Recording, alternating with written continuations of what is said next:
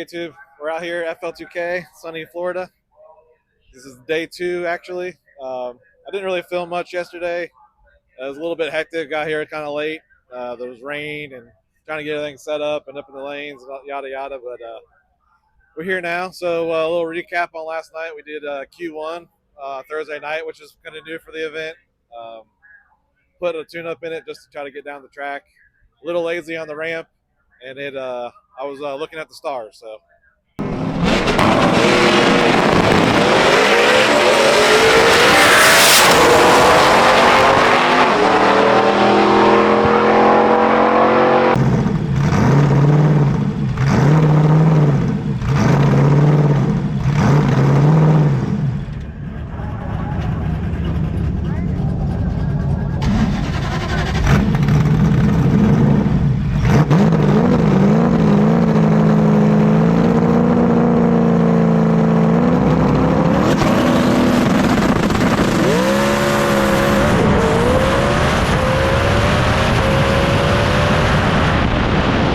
Great.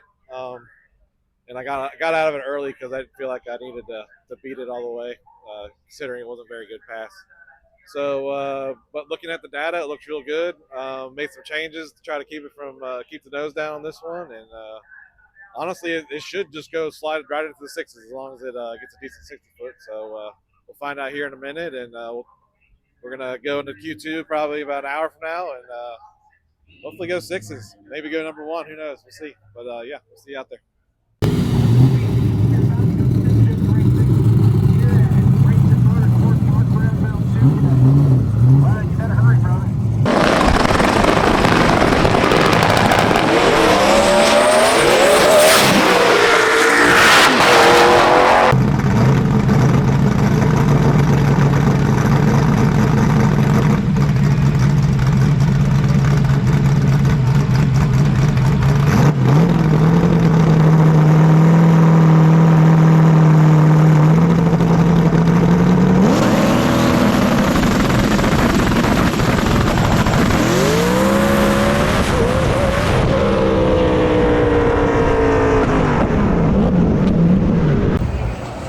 Alright, so unfortunately, more wheelies. This time was actually even worse because I stayed in it longer. It went right and I took out a cone and it was a big mess. Wheelies suck. I mean, it's almost worse than spinning. It's a tough one to figure out because sometimes you don't have enough power in it and makes a wheelie. Sometimes got too much power in it, makes a wheelie, and weight balance and all that stuff. So for now, I think we've adjusted our boost ramp a little bit. We're gonna move some weight around. Took 20 pounds off the rear and we're gonna put it on the front. It's kind of a big swing, but we need a big swing at this point. I believe taking the 20 pounds that we saved from putting the billet knuckles on the front is introduced some wheelies into our program, which is frustrating. But hey, sometimes you gotta move backwards and move forward, and it is what it is. So. We're going to turn the wheelie control on for this one as well, just to try to save it if it gets really out of shape. And but I'm pretty confident this weight move and the power management move is going to solve our issues, and we're going to go real fast right here. So let's try it out.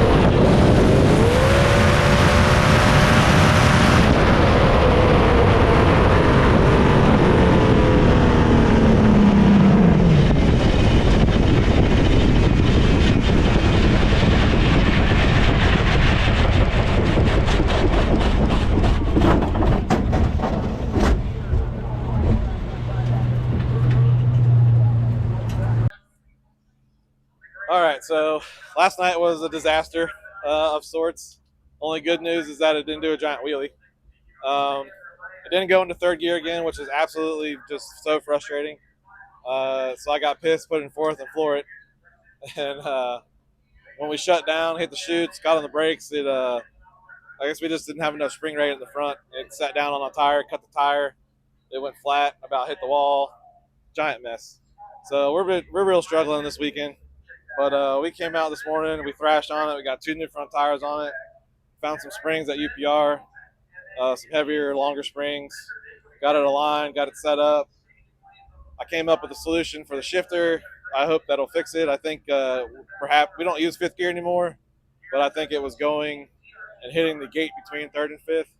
So I rigged up a quick fifth gear lockout setup on it, and so now it can't go over that far. It'll just, no matter how hard you push over, it just goes right into third. So I'm praying that solves our issue because I'm so exhausted with this third gear shenanigans. But VK's been doing great all weekend. Things running great. Just the rest of the car has been a mess. So hopefully this last qualifier we get is going to be our magic, and we'll find out here shortly.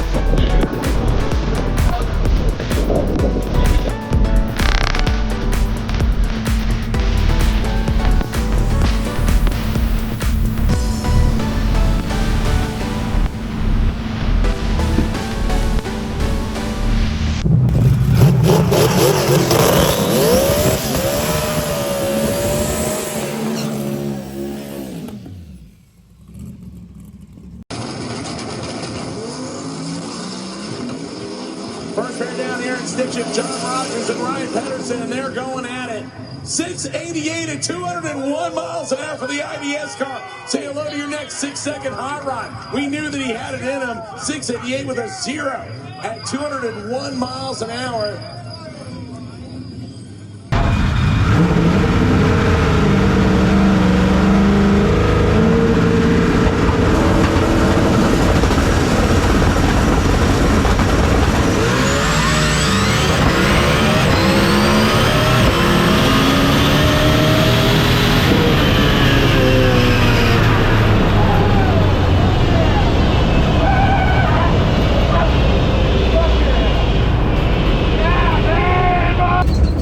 Couldn't wait until we got back. I'm fucking pumped.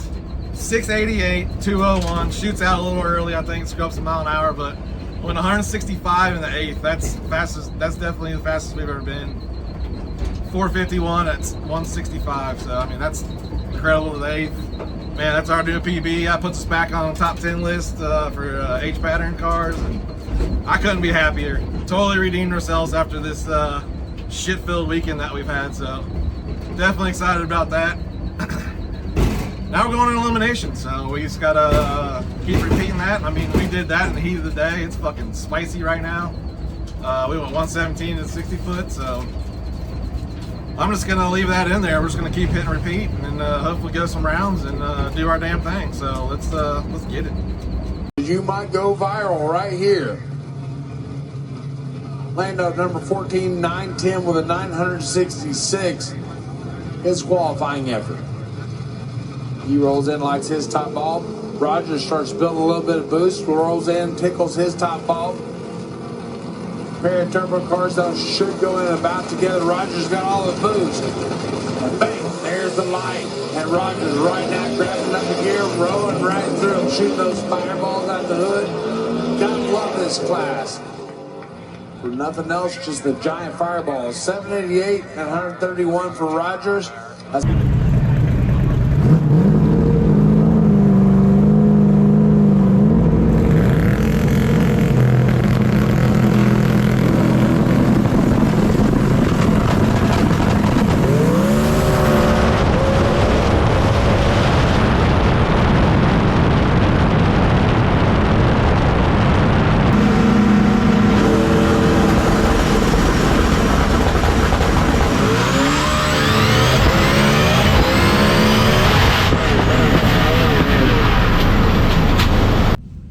So we just got done with our E1. Good news is we won, which is awesome. Bad news is it broke fourth gear, and I'm super pissed because it was on a freaking lick. It went. So we're gonna look at these real quick. So,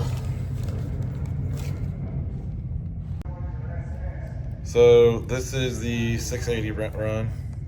See, we went 117.60, 302 to 330, and 451 to the eighth. So coming here, it went way better to 60. Went 300 to 330, so it was on a rip. But at 3.8 seconds, it broke the trans. So still coasted to a 459 at 143, which it probably would have been a 440 rip in the eighth, and I'd say probably a low 680, right? 681, 682. So, God, I'm pretty mad right now. So, I don't think we're gonna have any tools to get or any parts to get it fixed, but I have some other ideas that might try to like limp us through the event. So, stay tuned for tomorrow. All right. Well, we're back in the shop. Wasn't able to do anything to keep going in eliminations, unfortunately. Turns out that we broke something else than I thought originally. I thought I broke the fourth gear, but I ended up breaking something else. And for all the guys that like the technical stuff, I will show you the transmission opened up here in a minute, and then walk you through what broke, tell you why I think it broke, and then what we're gonna do for World Cup to try to help it not break, hopefully. Um, but just a quick recap on the event. I know I didn't go into super in depth on everything there. It's kind of tricky, and I'm still learning the whole YouTube thing. But so we showed up to the event untested with new front suspension pieces. We worked with TRZ to come up with some billet drop knuckles for the front of this car, and we got them like a few days before the event. So we were excited to put new toys on the car, so we got all that stuff thrown on there. It did save almost 20 pounds off the front end, which doesn't sound like a lot, but on a car that's balanced really well, like this one was, it was enough to induce wheelies. So we struggled with that the first couple passes. Moved some weight around, changed the power ramp a little bit, and then it just went right down the track Q3. Um, but we had the spring rates a little bit too loose considering the drop that we had. Apparently, before it was just whacking the bump stop on the shutdown and not hurting the tire. Then we come to find out that now that it has a lot more ability to go low, um, the tire went up and hit the car and blew the tire out. So put the heavier springs on there, fix them. I did my trans shifting fix, which was awesome that took care of it. Doing the fifth gear lockout took care of all of our third gear shifting issues, and now it's smooth as butter. And then of course it broke the trans after that. But then yeah, all in all, the motor did awesome. The VK is phenomenal as usual. Uh, Man, it's just so impressive that we went 688, and it honestly should have went faster in E1 too, and on 41 pounds still. I mean, it's the same boost that we left the dyno with. Never really got a chance or an opportunity to turn it up any more than that. I wasn't trying to get too greedy with it. Um, but just crazy impressive that there's guys on the stick shift class that or can't even do that with billet LSs, and it's just just crazy that we still have room on top to go. So I mean, at 41 pounds of boost, it was making 43 pounds of back pressure. So turbo's still real happy. It's got plenty of headroom. Precision was kind of telling me they think there's probably another 300 or 400 horsepower left in it, which is just wild. Maybe we'll get to use it at World Cup. I'll get frisky with it in eliminations and see what we can do. But yeah, pretty bummed out that we didn't get to race Cletus in the semis because that's what it was looking to be. That would have been super fun. Back in the day, we used to go.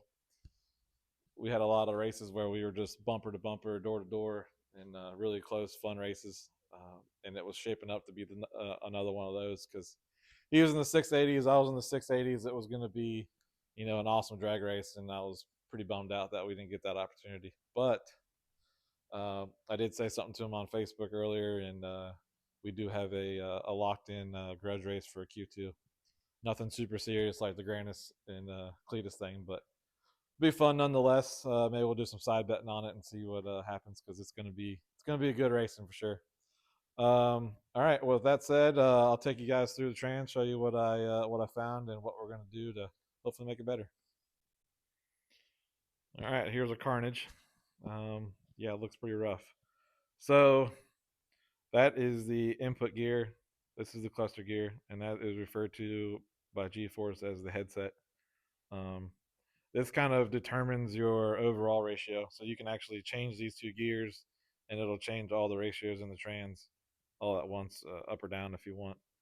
Um, so I could actually see that there was a bunch of you can see it in the camera. There's a bunch of micro cracks in the gear. So um, I guess just getting fatigued. It just let go finally once we put all the power to it. And what I think definitely wasn't helping our situation is the way that we converted this to a 4 speed, and then fourth is achieved through gear reduction instead of direct drive. And what I mean by that is, got your input shaft, it's driving the input shaft, it drives the input gear, and then that drives the cluster gear. It comes down through the counter shaft, and then whatever gear you select, that's the what or the power travels. So if you select first gear, power comes down the counter shaft, goes to this gear, then to this gear, and then out the output shaft, and that's what drives your. And depending on the size, uh, that's what makes your ratio. So when you're in fifth on this transmission and like fourth on a T56 or most other transmissions, it is called direct drive. And how that works is like this will be the fifth gear slider, and when it pushes forward, it would lock into the dog ring that's for the input shaft, and basically that would just lock the input shaft to the output shaft, and you just get direct drive. That's the strongest way to do it, but unfortunately, that's not the way I can do it in this trans. So then I have to do gear reduction for fourth, which typically 1-to-1 you just get that straight drive action, but now it's putting all the load of 1-to-1 on the input gear itself, and all that high load just broke it, I believe. So Um, the only other thing I'm thinking that'll maybe help us a little bit for World Cup, and to keep in mind, I mean, I've had this train since 2001, and there's got a lot of hits on that gear, so it's not like I just put this thing in here and it broke. This is the first like real hard part I've ever destroyed like that. So, but they do make this is a 21 gear tooth gear, and this is a 26 tooth gear. They make a 25-31, which when it mass out, it actually gives us the exact same ratios that we already have now, except the input gear is much bigger. I talked to G-Force already. They're looking to see if they can get me one in time. And then I think what we're going to do is, if they have two sets, I'm going to order two sets. And that way we have a backup for World Cup. I'm going to need a new input shaft because this one got all destroyed as well. And then, yeah, so hopefully we'll be in good shape for World Cup at least. There's nothing I can do as far as trains and transmissions before then. There's just not enough time. So we're gonna just run with this trans for now, and then hopefully over the winter we can do some upgrading. But yeah, we'll see you guys at World Cup.